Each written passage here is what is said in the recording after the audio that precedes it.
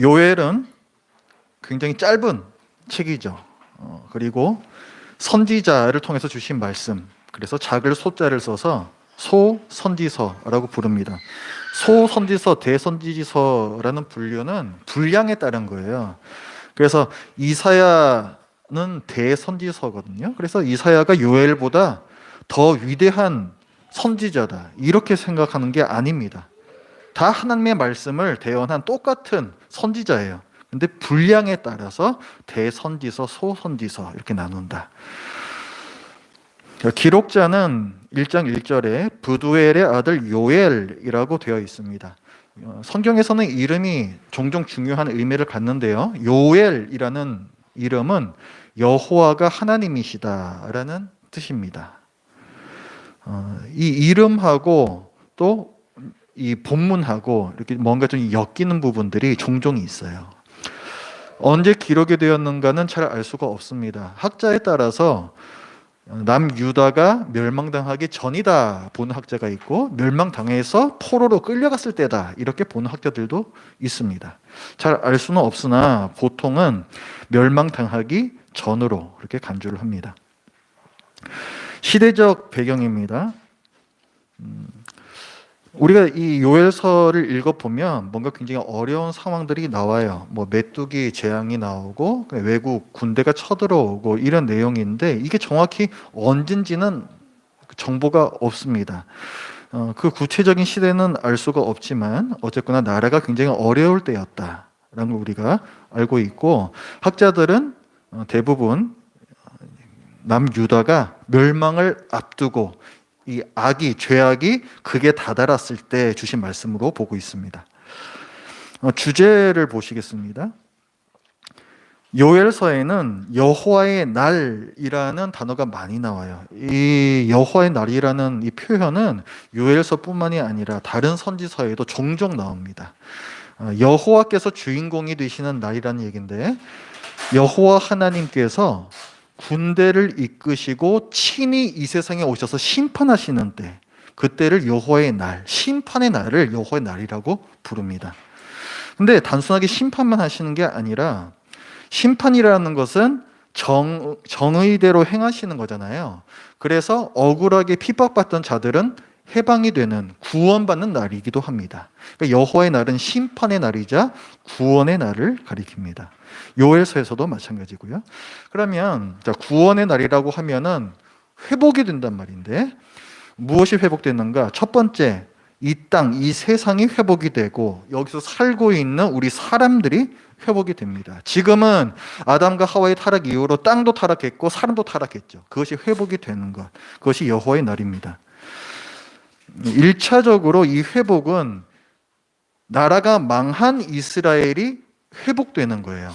다시 나라를, 공동체를 재건하는 회복을 가리키고요. 근데 궁극적으로는 온 세상과 모든 하나님의 백성이 회복되는, 우리가 아직 경험하지 못한 미래에 있을 일이에요. 이것을 가리키는 것이 여호와의 날이게 되겠습니다. 요엘서의 주제를 보면 이 하나님의 정의의 심판을 말씀을 하기 때문에 하나님의 주권이 나오죠. 아무리 어떤 나라들이 잘난 척을 해도 진정한 왕은 하나님이십니다. 하나님께서 역사를 이끌어 가시고 이 세상의 모든 일들을 주관하고 계세요. 하나님의 주권, 그리고 하나님께서 심판하신다. 그래서 정의와 공의가 나타나 있고, 또 하나님께서 그의 백성들을 끝끝내 구원해 내시는 자비하심, 인애, 헤세드가 나타나 있습니다. 요엘서는 우리가 구속의 역사, 구속사라고 부르는 것에서 또 중요한 한 부분을 차지합니다. 그래서 사도행전 2장에 성령님께서 기도하고 있는 자들에게 임하는 사건이 나오죠. 오순절 성령 강림 사건이죠. 이 사건을 보고 뭔가 이상한 일이 일어났는데 밖에 있는 외부 사람들이 저 사람들이 술에 취했다 이렇게 얘기를 할 때에 사도 베드로가 나가서 이게 어떤 일인지 설명을 해줍니다. 그게 하나님께서 구원의 역사를 지금 펼쳐나가고 계신 것이다 라는 내용인데, 그때에 이 요엘서 말씀을 인용을 해요. 그 마지막 때에 뭐 누가 예언을 하고 누가 환상을 보고 이제 이런 말씀이 있잖아요. 사실은 그 말씀이 하나님의 백성이 하나님의 성전에서 어떤 직분자로서 다 섬기게 되는 그런 것들을 뜻하는 겁니다. 뭐 자세한 설명은 제가 안 드리겠고요. 그런 사실은 하나님께서 에덴 동산을 만드셨을 때 그 에덴 동산 자체가 성전이었고 아담과 하와는 그 에덴 동산을 섬기는 경작하며 하나님을 섬기는 제사장으로서 왕 같은 제사장으로 창조가 되었었죠. 그 신분으로 다시금 회복이 되는 것, 그것이 바로 그 요엘서에 뭐 누가 뭐 예언을 하고 누가 환상을 보고 그 예언입니다. 그래서 그것이 오순절 성령 권임 사건으로 성취되었다. 자, 구조를 보시겠습니다. 1장 1절부터 2장 17절까지는 하나님께서 경고를 하세요. 이 땅과 하나님의 백성 이스라엘에게 심판이 내려질 것을 경고하시면서 회개하라 말씀을 하십니다. 그리고 심판으로서 끝이 아니라 심판은 곧 회복이라고 말씀을 드렸죠. 그래서 2장 18절부터는 하나님께서 이 땅을 회복하신다는 약속, 그 다음에 그 뒤를 이어서는 그의 백성을 회복하신다는 약속이 나옵니다. 여호와의 날에는 두 가지가 회복된다 그랬죠. 타락한 땅과 타락한 인간이 회복된다. 그래서 그 두 가지가 여기에 다 나오는 거예요.